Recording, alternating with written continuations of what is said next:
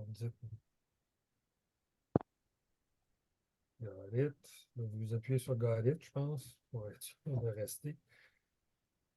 Donc, bonjour tout le monde. Alors, c'est une autre présentation dans le cadre du programme Connais-toi toi-même. Euh, alors, le titre, là, c'est pouvoir de croire, de savoir aussi, la volonté sur la santé. Et dans la présentation, en fait, aujourd'hui, on va regarder les potentiels de notre esprit considérés comme normaux. Alors, normaux, dans le sens que c'est accepté par la plupart des scientifiques. Il ne faut pas de controverses là, qui sont maintenant reconnues. Ça n'a pas toujours été le cas.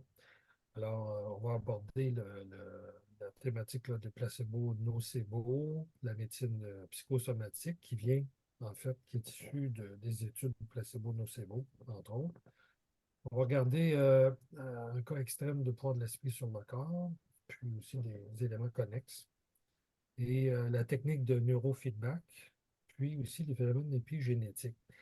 Pour vous catégoriser un petit peu ces phénomènes-là, comme vous êtes familier avec les notions de paranormal, alors ce qui est normal, ce qu'on pourrait dire accepté là, au niveau scientifique, c'est parce qu'on a des explications matérialistes, hein, dans le sens scientifique moderne du terme. On a des explications biochimiques ou autres, là. Alors, il y a par exemple la méditation, l'hypnose. Avant la Deuxième Guerre mondiale, avant les années 1950, c'était encore des choses considérées comme paranormales ou pas établies scientifiquement. Ça l'est depuis déjà 30-40 ans, bien établi, scientifiquement documenté.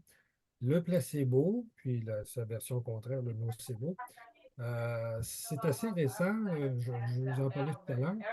Puis, moi, par exemple, quand j'ai commencé en santé communautaire, j'ai étudié leur maîtrise en 1980, c'était encore considéré comme de l'imaginaire, un effet imaginaire, un parasite dans les études. Bon, il n'y avait pas de consensus, encore de reconnaissance de la communauté scientifique dans son ensemble. C'est en transition, ça a rapidement changé. Aujourd'hui, là, je vais vous en parler là, rapidement. Donc, la psychosomatique aussi, c'est une branche, au fond, de la médecine là, qui est issue du développement à ce niveau-là.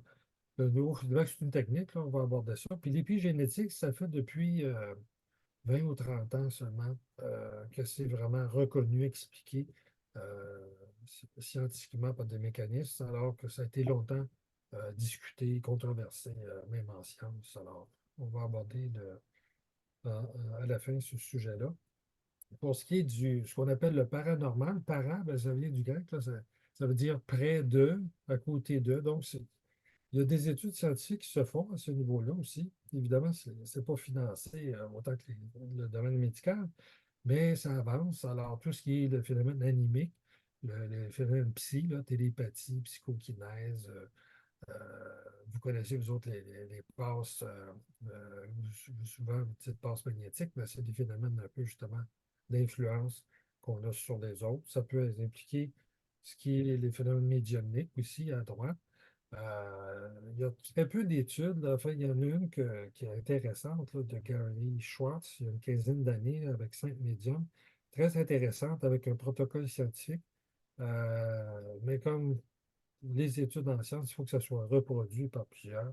Alors, c'est pas encore. Ça avance. Alors, c'est quelque chose peut-être que je pourrais vous présenter à un moment donné, cette étude-là de Gary Schwartz.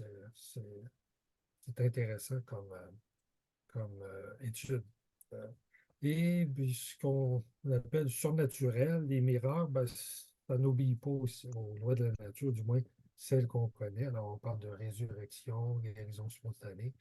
Ça, par exemple, dans la Bible, on en fait mention. Là, puis encore, les phénomènes dans l'Église catholique, hein, on parle des miracles, les saints, souvent c'est associé à des phénomènes miraculeux considérés comme tels.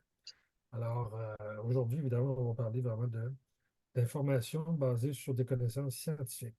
Alors, vous connaissez que d'autres influences possibles, mais je vais me limiter à ce qui est l'information à caractère scientifique reconnue, moins controversée.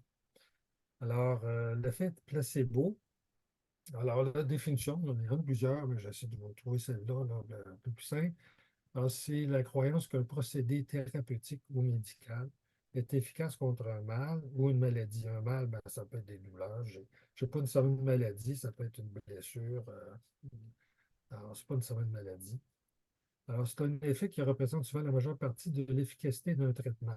Alors, on va en parler tout à l'heure. Alors, par exemple, c'est un traitement médical ou encore même une chirurgie. Alors, le placebo n'a en fait aucune propriété thérapeutique. En fait, ça ne guérit pas comme tel.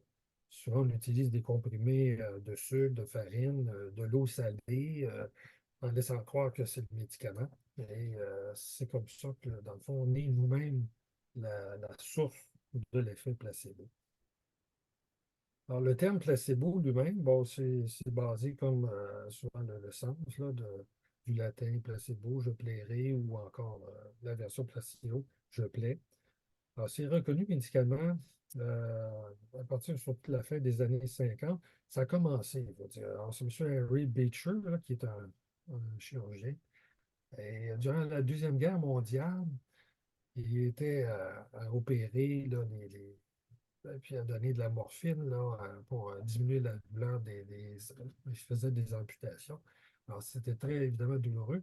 Puis, il manquait de la morphine, mais il n'y en avait plus. Alors, il a eu l'idée d'injecter de l'eau, des salines. Souvent, on met le médicament dans la saline. Alors, il donnait la saline, faute de mieux, puis il s'est rendu compte qu'une bonne partie, une bonne proportion, bon, qui a été démontrée à peu près à 30 euh, avait comme un effet comme s'il avait pris de la morphine. Aujourd'hui, on sait que c'est des endorphines qu'on a nous-mêmes, puis on l'explique aussi par le phénomène de l'attention. Mais il a remarqué ça. Alors, il a publié en 1955 des résultats d'une étude, parce qu'il a refait, après la guerre, là, une étude formelle, puis il y a, dans le fond, lui qui a introduit la nécessité de faire des études en double aveugle. Double aveugle, ça veut dire que je donne un groupe, par exemple, j'ai 100 personnes qui ont une maladie, un problème de santé. Alors, à 50, je vais donner le placebo, qui est un comprimé de farine, par exemple. Puis, à 50 autres, je vais donner le médicament en question, l'analgésique, voilà, quelque chose de genre. Et les patients ne savent pas. Ils pensent qu'ils ont tous le traitement. Puis, la personne qui donne le médicament ne sait pas non plus qu'est-ce qu'elle donne. Alors, ça va être des gens dans un autre groupe qui vont préparer le tout, là, les médicaments, qui vont juste numéroter, par exemple, les portions qu'ils donnent aux patients. Et c'est ça la double aveugle. Alors, le soignant et les patients ne savent pas, dans le fond, qu'est-ce qu'ils prennent. C'est la base. Évidemment, il y a d'autres versions plus élaborées par la suite, mais c'est lui qui a vraiment introduit cette notion-là du powerful placebo là, dans sa publication, où il fallait, dans le fond, tenir compte de ça dans le domaine médical. Alors, évidemment, l'effet comme tel, hein, les guérisseurs, ça date de l'Antiquité, puis même avant, les chamans, en fait, des guérisseurs. On sait que c'est quelque chose qu'on a intuitivement perçu, mais la science, évidemment, a une façon de procéder différente pour mesurer si tu imaginaire, si tu vrai, si tu bon. Alors, c'est ce qu'on va voir un peu aujourd'hui. Là. Évidemment, c'est un sujet qui a beaucoup de développement. Alors, donner des exemples d'études. Alors, une méta-analyse, par exemple, on parle ici de méta-analyse, ça veut dire qu'il y a eu plusieurs études qui regroupent 2000 patients. Alors, par exemple, chacune des études avait une centaine de patients. Alors, les 19 ensemble font à peu près 2000. Alors, puis ces patients-là avaient des diagnostics de dépression. Et en faisant l'étude double aveugle, alors, ils donnaient le placebo ou encore un antidépresseur, ils se sont rendus compte que la bonne partie de l'efficacité antidépressive venait de l'effet placebo. Et puis le médicament, dans le fond, améliorait d'à peu près de 25 de l'effet. Alors, c'est sûr que l'effet était peut-être à court terme, là, pas nécessairement à très long terme, mais on voit que ça avait effectivement un effet significatif, là, plus important pour se regarder que l'antidépresseur comme tel. D'autres cas de chirurgie, par exemple, c'est ça, je trouve ça assez fort. Mes sources, c'est souvent Mario Beauregard, puis évidemment, il y a Internet aussi. Alors, le chirurgie ostéo-arthrite là, du genou. Alors, on parle d'ici, j'aurais pu vous donner plein d'exemples, là, il y en a des centaines. Alors, 190 malades divisés en deux groupes. Alors, un groupe avec une opération chirurgicale, avec un procédé là, connu pour avoir un effet, et l'autre avec une simulation d'une opération. Alors, le patient, évidemment, est endormi. On y posait un bandage, tout comme les patients qui étaient opérés. Donc, la personne pensait qu'il était opéré comme les autres. Alors, puis, on s'est rendu compte que le rétablissement de toutes ces personnes-là a été pratiquement la même avec ou sans le traitement. Donc, le traitement en question chirurgical, finalement, ils ont conclu qu'il n'était pas vraiment efficace, puisque même sans l'opération, les personnes se sont guéries pratiquement de la même façon. Ce qui était surprenant, d'ailleurs, c'est pour ça que par la suite, on a introduit la notion de groupe témoin, là, pour voir est-ce que de toute façon, les personnes se seraient guéries avec ou sans traitement. Alors, c'est pour vous montrer que des fois, l'effet placebo. Alors, c'est pour ça que les protocoles se sont élaborés un peu plus par la suite. Alors, la chirurgie pour transplanter des neurones de dopamine, hein, ça, alors, dans le cerveau de 30 malades qui ont un Parkinson avancé, alors, des tremblements, des problèmes de contrôle. 12 ont reçu les neurones et il y en a 18 qui n'ont rien reçu. Un an après, les améliorations étaient semblables dans les deux groupes. Alors, c'est assez fort parce que là, ça suppose que, parce que Parkinson, c'est carrément au niveau du cerveau qu'il y a un problème. Là, on peut le voir avec des instruments comme l'image en résonance magnétique. Donc, il y a eu, même sans traitement, réparation ou amélioration de l'état de ces gens-là de Parkinson parce qu'ils croyaient avoir un traitement. Alors, c'est assez fort. C'est sûr que c'est des cas assez patents là, ici, que c'est pas toujours aussi frappant que ça. Alors, comme c'est indiqué ici, après la fin des années 60, les études en double aveugle, plus un groupe témoin, c'est-à-dire de façon à voir, même si les gens ne les traitent pas, là, ils ne participent pas à l'étude, puis on fait juste voir ce qui arrive. Ben, on mesure les trois groupes, dans le fond, sont devenus lentement la norme. Ça a été très progressif. On va voir un peu tout à l'heure. Là, je vais revenir là-dessus. Alors, la stimulation de l'effet placebo. Bon, alors, regardez pourquoi ça peut bien marcher. Plus ou moins bien, hein, c'est pas tout le monde. Il y en a que ça va marcher, d'autres moins, pas du tout. Donc, ceux qui ont étudié ça, là, ont passé leur carrière à évaluer ça pendant 20, 30 ans. Donc, ils soulèvent, par exemple, de faire confiance au thérapeute, faire confiance au succès du traitement. Le thérapeute, en passant, doit être un guérisseur, hein. C'est la base là, de la chose. Il faut faire confiance, il faut croire à la chose. Évidemment, le thérapeute lui-même, le soignant, doit avoir une attitude empathique, hein, chaleureuse, hein, qui met à l'aise. On a confiance, la personne nous met à l'aise, nous met en confiance. C'est ça aussi, ils vont tenir compte de l'ethnicité, des aspects culturels aussi du soignant, qui peut influencer les résultats. L'environnement sécurisant, hein, le laboratoire, un cerveau. Enfin, c'est pas tout le monde là, que ça va être sécurisé. Il y en a que ça va être le fait contraire. Mais pour la plupart des Occidentaux, là, ça va avoir une influence là, de sérieux. Alors, je participe à quelque chose de sérieux, de compétent. L'apparence du médicament, des choses aussi banales que la grosseur, hein, une petite pilule de rien du tout, versus une grosse qu'on voit. La fréquence, une fois par semaine versus 2 fois par jour, ben, ça va être l'importance, même si la dose finalement est la même, ça va influencer beaucoup la réponse, placebo, et la couleur rouge versus une couleur blanche, des choses comme ça. Bref, ils tiennent compte même de ces éléments-là quand ils font les études. Et le patient lui-même, ben, un état de bien-être. C'est important d'être dans un état de bien-être, en confiance, des émotions positives, hein, d'être confiant que le traitement va fonctionner. On peut souvent recommander aux gens de pratiquer de la méditation, du repos. C'est tous des éléments qui favorisent la guérison, hein, de façon générale, mais aussi évidemment l'effet placebo. Euh, Donc, c'est important de ne pas être trop stressé. Alors, des personnes anxieuses, déprimées, fatigue accumulée, qui sont bon, ça va nuire euh, souvent aussi à la guérison, hein.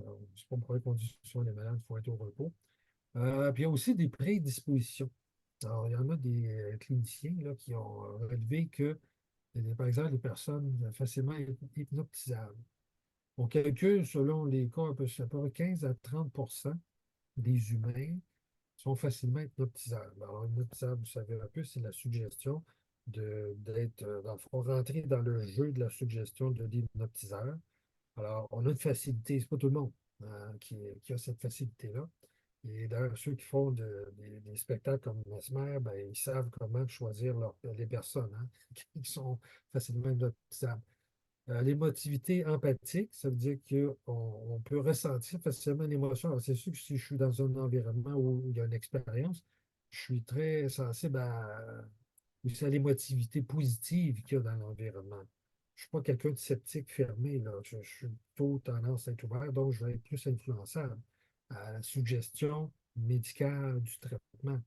L'introspection puis l'état de flow, ben, vous donner un exemple, c'est par exemple, si vous êtes une personne, quand vous lisez un livre, par exemple, vous faites un travail intellectuel, vous pouvez travailler dans un endroit très bruyant, vous ne serez pas dérangé, vous êtes dans votre bulle, puis vous pouvez faire votre affaire.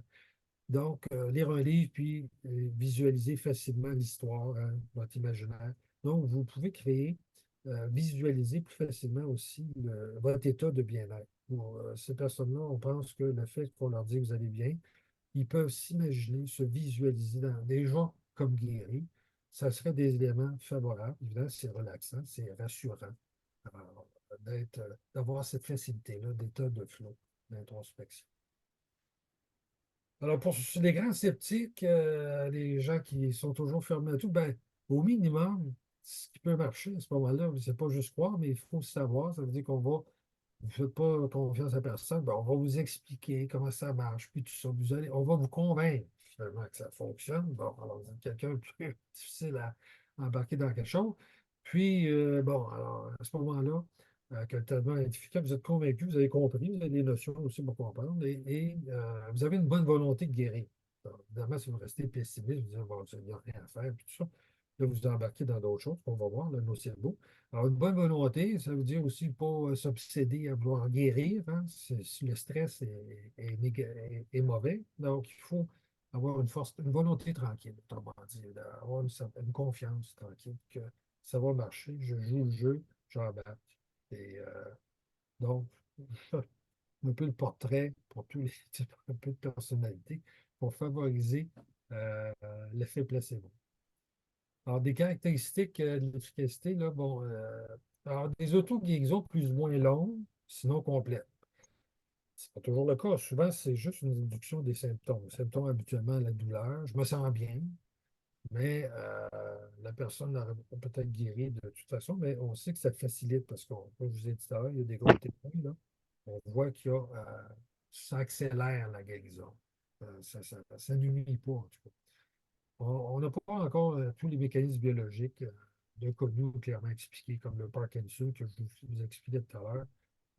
C'est pas clair comment notre cerveau peut arriver à contourner une lésion au cerveau. Enfin, ça n'arrive pas à tout le monde non plus. Alors, l'efficacité est surtout clairement démontrée, là, très efficace, là, puis, tout ce qui concerne la douleur, hein, les endorphines, puis le phénomène de l'attention, hein, si on est occupé, on oublie souvent qu'on a mal quelque part.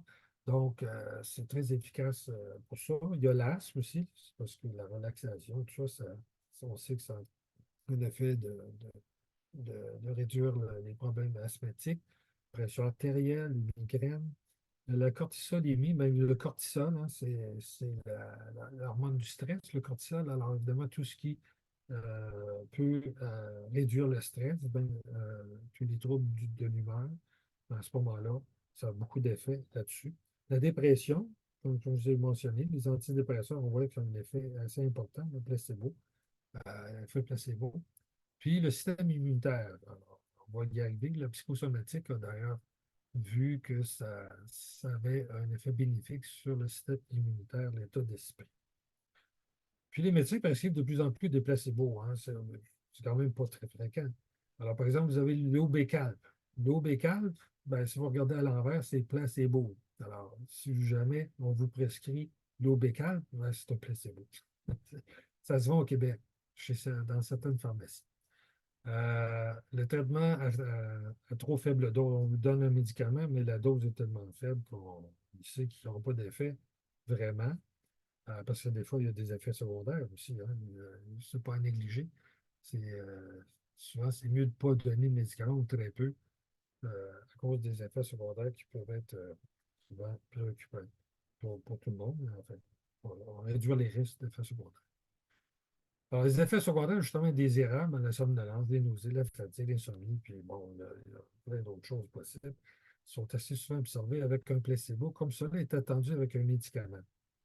Hein, surprenant, parce que surtout quand les gens, on leur dit, ben, le médicament fait ça, mais en même temps, il peut faire certains effets secondaires, ben, les gens qui participent aux études avec placebo, ben, vont avoir aussi les effets secondaires, l'effet nocebo. Ils vont nous montrer les mêmes symptômes.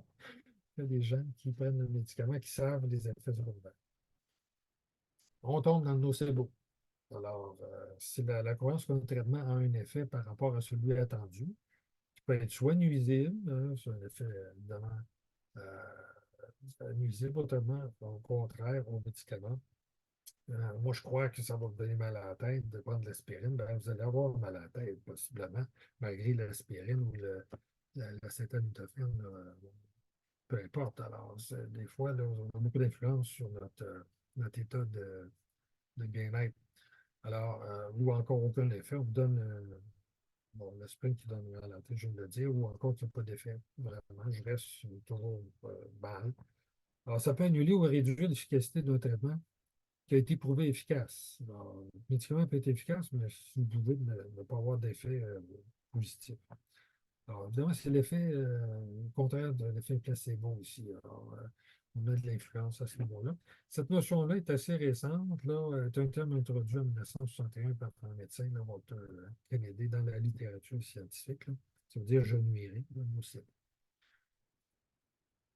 Alors, un des exemples, souvent, qui est utilisé comme exemple là, dans, au niveau médical puis populaire aussi, si vous tapez sur Internet Vance Wagner, là, vous allez voir des comptes rendus de ça. Plusieurs cas de mauvais sort, hein, des effets vaudous, sont annulés par trucage inverse. Alors, par exemple, le cas de Vance Vander en Alabama en 1938, il se croyait possédé par un mauvais sort vaudou. Alors, il a perdu là, en peu de temps 25 kilos, sa santé se détériorait sans solution, explication médicale. Son médecin, le Doherty, ne savait plus trop quoi faire. Puis, en désespoir de cause, il a eu l'idée comme ça de dire, de faire croire que le mauvais sort qu'il a eu, ben, c'est un lézard. Puis il l'a fait vomir, puis il a dit, regarde le lézard, il est là, il vient de sortir. C'est lui, évidemment, qui avait mis le petit lézard. Vomissure. Le type s'est établi très rapidement. Hein. Alors, il n'y a plus de problème. Alors, c'est pour vous dire, on peut en mourir de l'effet nocebo. Donc, on croit vraiment qu'on on a tous entendu parler d'histoire. Ça ne marche pas pour tout le monde, évidemment, mais il y en a là, qui peuvent en mourir. Alors, d'autres exemples, bon, ici, c'est l'abréviation, l'initiale de MA. Cette personne-là a fait une tentative de suicide en avalant 30 capsules d'un antidépresseur. Il était sûr de ne pas manquer son coup. Il a été hospitalisé. Son entourage se sont rendu compte à temps qu'il était en état critique. Là. Ils l'ont amené à l'hôpital. Puis là, le médecin, quand il est arrivé, il s'est rendu compte que cette personne-là participait à une étude. Puis que le médicament antidépresseur qu'il prenait, c'était un placebo. Il a expliqué qu'il n'avait rien pris. Puis là, pouf, en le temps de le dire, en quelques minutes, il a comme réagi qu'il n'y avait plus de problème. Je pense qu'on a tous peut-être. Moi, j'ai déjà pensé être empoisonné alimentaire. Finalement, je faisais une labyrinthite. Quand le médecin m'a dit, vous faites une labyrinthite, là, pouf, j'ai arrêté. Je pensais être intoxiqué. Alors, c'est des choses, on a une influence comme ça. Un autre exemple, environ 25% des patients qui prennent les placebos dans les études ont des effets secondaires négatifs, comme s'ils avaient pris des médicaments actifs. Bon, comme je le disais tout à l'heure. Alors, par exemple, une étude sur une nouvelle drogue de chimiothérapie avait un effet secondaire de perdre les cheveux, comme on connaît pas mal le cas souvent, pour la plupart des participants. Pour le groupe avec placebo, c'était de l'eau salée qu'il y avait. Ben, 30% des gens qui ont eu le placebo ont perdu leurs cheveux, comme s'il n'y avait pas de médicaments, parce qu'ils croyaient que c'était à peu près inévitable comme effet secondaire. Alors, ça peut aller loin. Il y a des exemples qui ne sont pas nécessairement médicaux. Par exemple, à Tokyo en 1995, une attaque au gaz sarin dans le métro. C'est un gaz neurotoxique, là. C'est un des terroristes qui avait fait ça. Ça fait 13 morts, puis des centaines de blessés, mais la majorité des blessés, avec des nausées, boutiments, n'avaient même pas été exposés. C'était juste évidemment, une forme d'hystérie collective où ils ont vu, ils ont dit, ben, j'ai pris le métro, j'ai dû avoir la chose. On est allé à l'hôpital avec les symptômes, les signes des symptômes, mais finalement, on leur a dit, c'est pas possible, vous n'étiez pas dans le bon métro. Alors, ça peut, c'est un exemple un peu, là.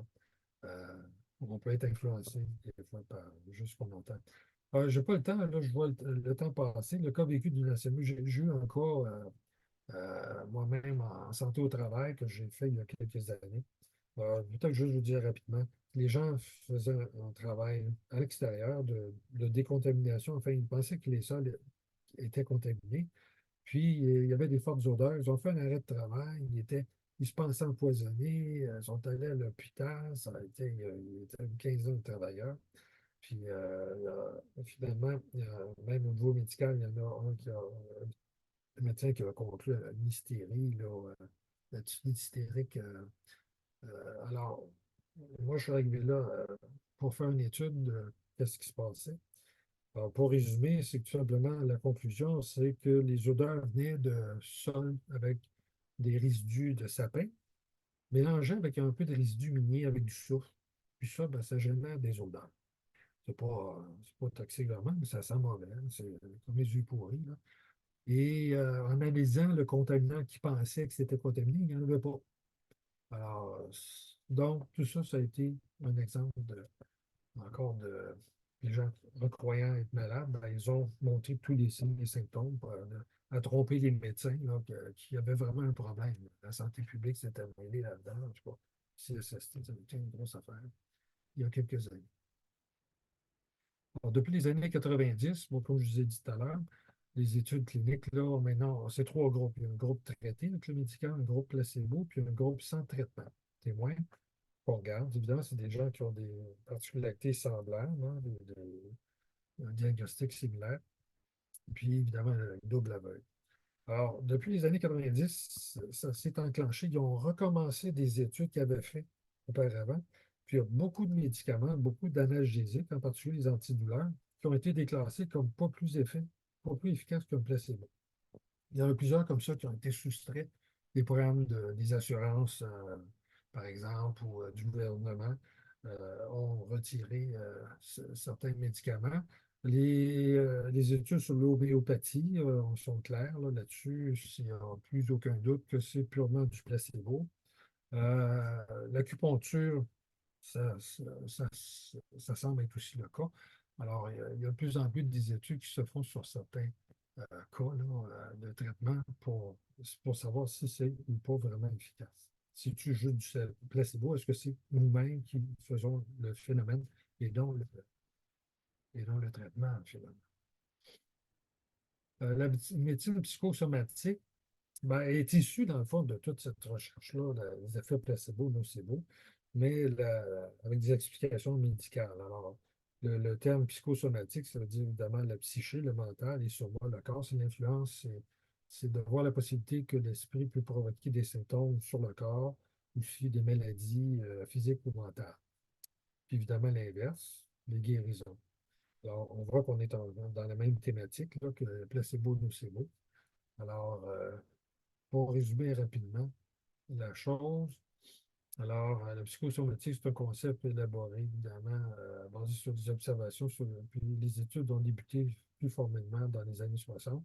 Évidemment, tout ça, c'est avec l'environnement placebo-nocebo, là. Le psychiatre, là, Solomon, en 64, a été un des premiers là, vraiment à influencer la communauté scientifique, montrant qu'il y a un cas de polyarthrite rhumatoïde, puis l'influence des états émotionnels et de la personnalité sur le système immunitaire.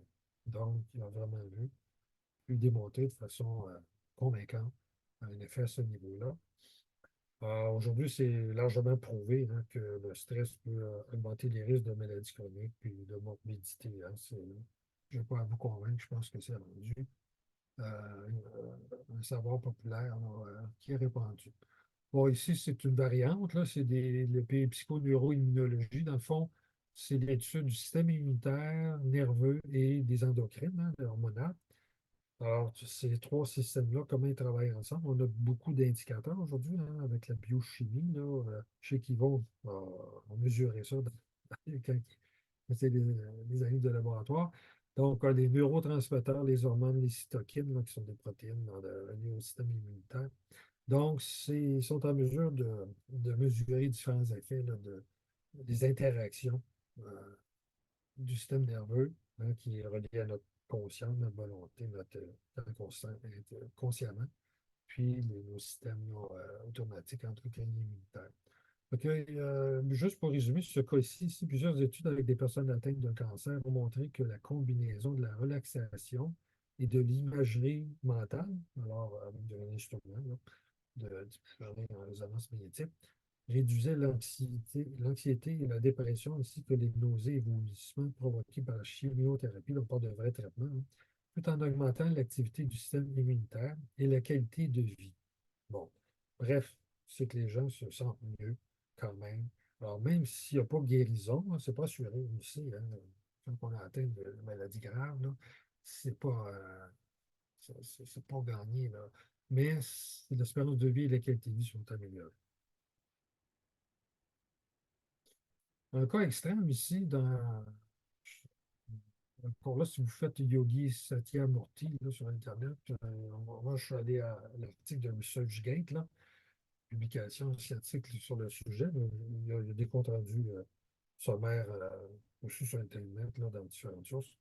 Alors, c'est en 73, l'Institut médical en Inde, euh, qui a mené l'étude. Alors, lui, ce yogi-là, a 60 ans, on l'a enfermé dans une boîte en bois, scellée avec du ciment, sans pouvoir bouger. Il y avait sûrement un petit trou pour qu'il puisse respirer, là, autour de terre. On l'a enterré dans une fosse couverte de briques.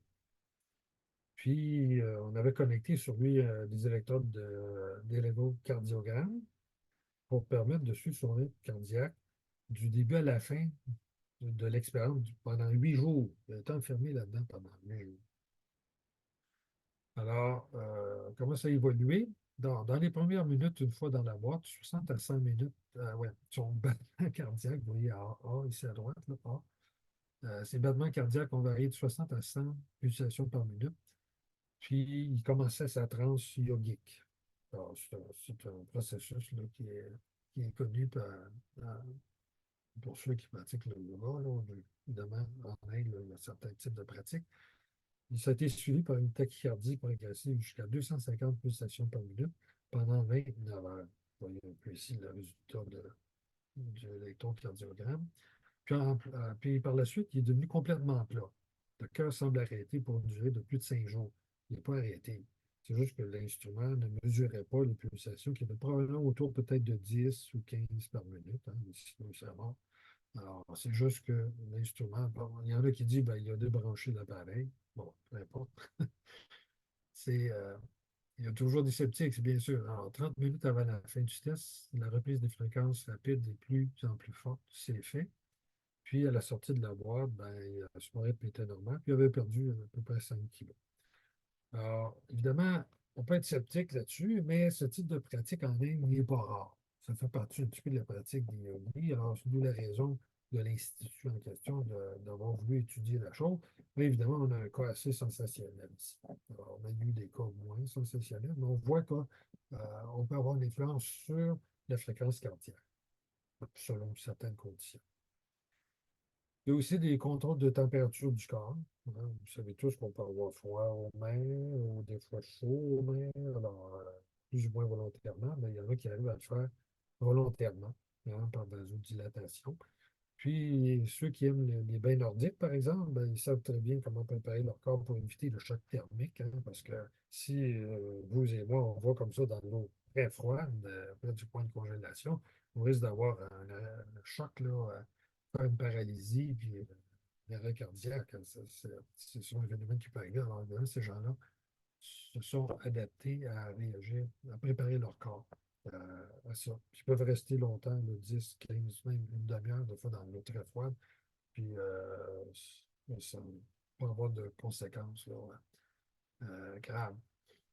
Alors, divers cas psychosomatiques ont été rapportés dans la littérature médicale. Alors, contrôle des diminution de la douleur, évidemment, c'est fréquent. Des apparitions de rougeurs localisées sur la peau, des urticaires à volonté. Il y en a qui peuvent dire, ben là, regardez, je vais avoir des rougeurs sur l'urticaire, puis après une heure ou deux, là, ils en ont. Puis alors, ça peut être assez surprenant pour avoir des pertes de poids, contrôle de la pression, etc. Donc, notre esprit a beaucoup d'influence sur notre corps. Parce qu'évidemment, ce n'est pas automatique pour tout le monde. Le neurofeedback. Alors, le neurofeedback, je regarde un peu du détail. Je vais vous expliquer à partir de l'image ici. Alors, vous voyez, là, c'est bon, comme des électrodes. En fait, c'est un électroencéphalogramme placé sur la tête de quelqu'un. Des électrodes. Bon, ici, vous voyez comme un téléphone qui montre les ondes cérébrales selon l'électroencéphalogramme de la personne. Alors, qu'est-ce qui arrive? C'est que la personne ajuste, par exemple, on lui dit de se détendre, puis de voir, par exemple, sa pression. Par exemple, la pression est à 100 sur 140. Alors, on lui dit, ben, détendez-vous, relaxez-vous.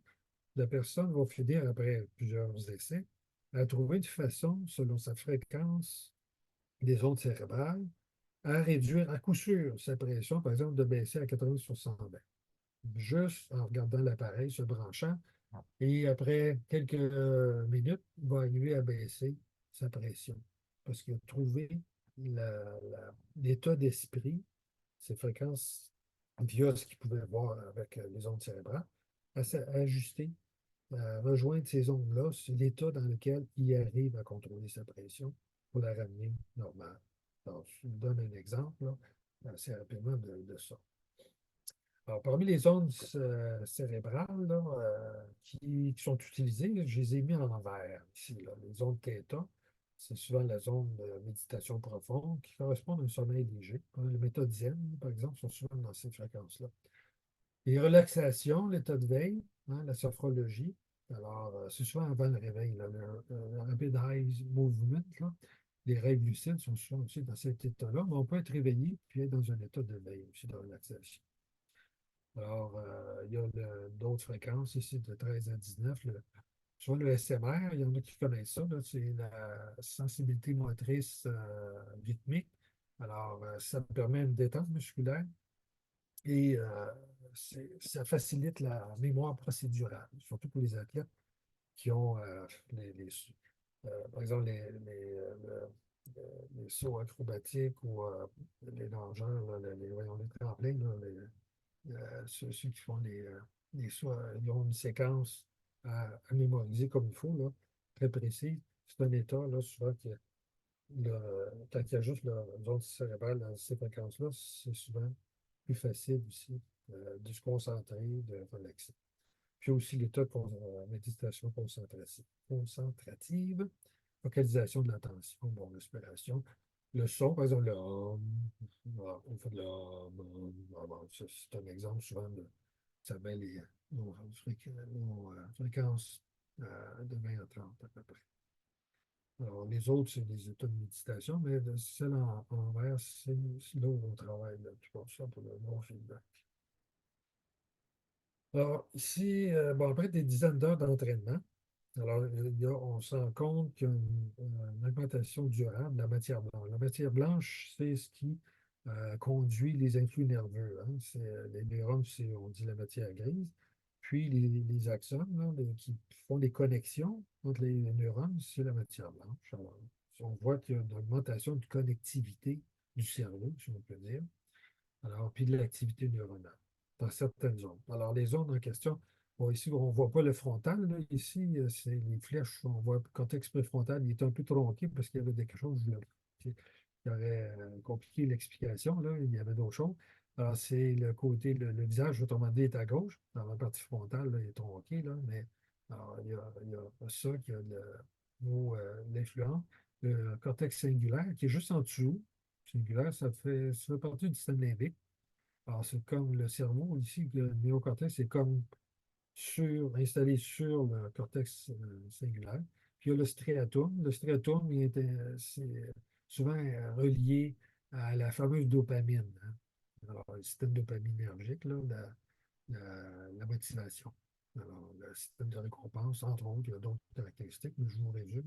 Je pense que la plupart d'entre vous connaissez, entendu parler de la dopamine. Alors, c'est un peu les trois principaux éléments. Puis vous voyez que ça fonctionne comme en boucle, là, ça travaille ensemble. Une autre caractéristique, le pouvoir, bon, ici, c'est tiré d'une revue scientifique, là, mentionnait qu'en permettant de contrôler n'importe quelle région cérébrale, le neurofeedback propose de traiter de nombreuses pathologies, douleurs chroniques, dépression, acouphènes, schizophrénie, troubles anxieux. Bon, je trouve ça fort, schizophrénie, mais enfin, bref. Ils sont en train de faire des études là-dessus. On va peut-être en entendre parler à un moment donné. Alors, si on parle de douleurs chroniques, ici, dans Québec Science, l'année passée, on a justement montré qu'on commence à pouvoir voir dans le cerveau par une technique d'imagerie en résonance magnétique, là, euh, et on voit que le cortex singulaire, ici, qui est en bleu, vous voyez ici en bleu, puis ici. Donc vous l'avez, la coupe soit de front ou latérale. Alors vous voyez ici en bleu le cortex singulaire, le même qu'on voyait ici, là, d'une autre façon schématique. Ici, c'est un vrai cerveau. Et la partie aussi préfrontale, donc le front ici à droite. Alors, on voit que les zones activées. Donc, pourrait servir aussi une autre méthode pour arriver à ce que des personnes réduisent leur douleur chronique. Alors, puis aussi, la petite façon peut-être de voir aussi si la personne a vraiment des douleurs chroniques. Alors, d'autres méta-analyses ici, encore, bon, 87 études confirment que 80% des épileptiques réduisent ou contrôlent leur crise grâce à l'usage de la technique basée sur l'électroencéphalogramme là, à 12 à 16 Hz par le neurofeedback. Un autre méta-analyse ici de 29 études, une nette amélioration du trouble de déficit de l'attention ou un trouble de déficit de l'attention avec hyperactivité, surtout les jeunes, par augmentation des fréquences préfrontales θ. Alors, un état de profonde relaxation ici. Alors, et plus élevé. Autrement dit, on part θ et on va à des fréquences plus élevées. C'est une technique, là. Je vous fais garde des détails, là. Je vous donne juste l'idée des applications. Plusieurs applications aussi de la méthode plus moderne de l'IRMN, l'imagerie par résonance magnétique, avec des résultats rapides qui durent longtemps, puis un pourcentage élevé de succès pour l'alcoolisme, les stress post-traumatiques, les douleurs récurrentes, dépression.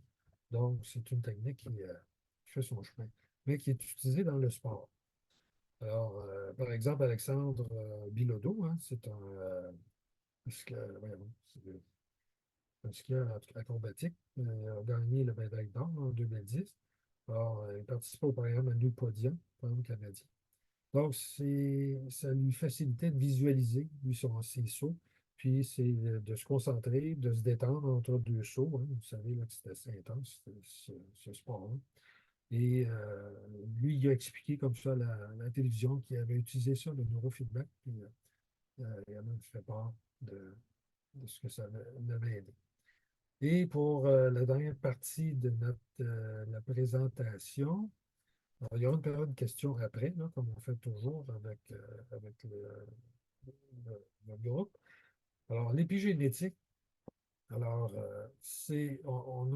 on comprend aujourd'hui plusieurs mécanismes là, qui expliqueraient pourquoi, vous savez, notre génome, notre code génétique, hein, nos trompes de chromosomes, et on a à peu près 25 000 gènes qui codent pour des protéines, mais pas tous. Il y en aurait 2 000 à 3 000 là, qui sont comme silencieux. Puis une des raisons, c'est qu'il y aurait vous voyez ça en bas, là, les histones, là, c'est des protéines qui s'enroulent, puis ça empêche la partie de l'ADN ici qui peuvent produire de l'ARN messager, là, puis des protéines. Il est comme éteint, il est comme éliminé. Alors, par exemple, il y a des humains, ça arrive, je crois, une fois sur 100 000, des enfants qui naissent avec une petite queue. Alors, on appelle ça des gènes ancestraux. On a la possibilité d'avoir une petite queue, mais la plupart de nous, on a ces systèmes-là là, qui ont éteint ce gène-là, mais il est encore là. Puis on a à peu près, on calcule qu'on a au moins 2000 gènes comme ça qui sont comme éteints, qui pourraient nous permettre de, peut-être sous la pression de l'environnement ou autre, bref, peut-être se réexprimer à l'occasion. Alors, il y a ici le groupe méthyle, hein. Méthyle, c'est un carbone avec trois oxygènes, en fait, compte, qui, évidemment, il ne se promène pas comme ça, mais c'est la cytosine. Vous savez que l'ADN, c'est la ATCG, là. Alors, la cytosine, elle, à un moment donné, le méthyle s'accroche, vous voyez ici ma petite flèche, là, s'accroche ici sur, par exemple, la cytosine de l'ADN, et ça influence l'expression. Alors, si on peut mesurer ça aujourd'hui, puis on va voir la prochaine diapo, là, je vais vous parler de cas où on peut mesurer les gènes qui ont plus ou moins de méthyle, donc sont plus ou moins exprimés. Et les facteurs épigénétiques, ben, ça peut être des toxiques de l'environnement qui peuvent influencer évidemment en mal ou en bien, dans le sens que ça peut enlever les histones, par exemple, qui bloquaient, ou encore influencer, stimuler ou inhiber l'expression de gènes. Alors, ça peut stimuler évidemment la division cellulaire. Des cancers, c'est souvent ça. Là, c'est à un moment donné, la production, les cellules se reproduisent de façon anarchique. Alors, ça peut être l'effet justement de facteurs épigénétiques, là, de l'influence sur les groupes méthyle en particulier. Puis évidemment, les acides nucléiques, là, les nucléotides peuvent être évidemment affectés. Bon. Alors, tout ça pour donner quelques exemples pour mieux vous situer. Alors, des études en utilisant la méditation. Alors, des études comparant des personnes pratiquant la méditation. Niveau relaxation, corps esprit, un peu comme la sophrologie en particulier, là. Euh, et depuis quelques années, alors, on les qualifie d'experts, là. C'est des gens qui pratiquent la méditation de façon systématique depuis des années. On les a comparés avec des personnes avec des profils de vie similaires, hein. Ils ont le rythme de vie, niveau de vie similaire, mais sans pratiquer la méditation. Puis on a vu une différence d'activité sur 2209 gènes sur les 25 000 là, qui peuvent s'exprimer généralement. À peu près, c'est des chiffres approximatifs. Entre les deux groupes. Alors, il y avait soit 10% des gènes codants. Alors, leur expression était modifiée. Puis ces gènes, pour plusieurs qu'on sait leur rôle, jouent des rôles importants dans le stress, hein, tout ce qui est le cortisol, puis les effets connexes, là, les phénomènes d'inflammation, puis aussi le vieillissement. D'où ces gens-là qui pratiquent régulièrement la méditation, la relaxation, ont une meilleure santé euh, en général. Alors, côté positif, c'est que de plus, ils ont pris un groupe qui n'a pas pratiqué la méditation, a été entraîné pendant 8 semaines à faire cette méditation de relaxation-là. Et on a constaté, juste après 8 semaines, que quand même 1560 gènes ont été modifiés leur activité. Donc 433 reliés aux mêmes gènes que les experts. Donc, on peut avoir des effets bénéfiques encore assez rapidement. Donc, c'est encourageant. Ça ne prend pas nécessairement des années. Alors, on peut avoir des effets bénéfiques rapidement. Évidemment, la méditation change aussi l'activité du cerveau. Là, j'en ai déjà parlé dans d'autres présentations. Alors, l'influence de l'environnement. Alors, donc, si on parle d'épigénétique, si on parle donc d'hérédité, l'influence sur les générations, nos enfants, nos petits-enfants, oui, on voit plusieurs cas de plus en plus. Il y avait des explications, on avait des observations, par exemple, des gens qui arrivent, qui ont toujours vécu au niveau de la mer, qui s'en vont habiter à haute altitude, genre 3000 mètres dans les montagnes, 4000 mètres. Ben, évidemment, ils ont des problèmes de respirer, la capacité pulmonaire, mais on voit que ça augmente naturellement après 3 générations. Les petits-enfants vont être adaptés à la vie en haute montagne. Donc, capacité pulmonaire, le sang va s'épaissir et tout ça. Donc, une adaptation épigénétique. Ça, c'est un cas.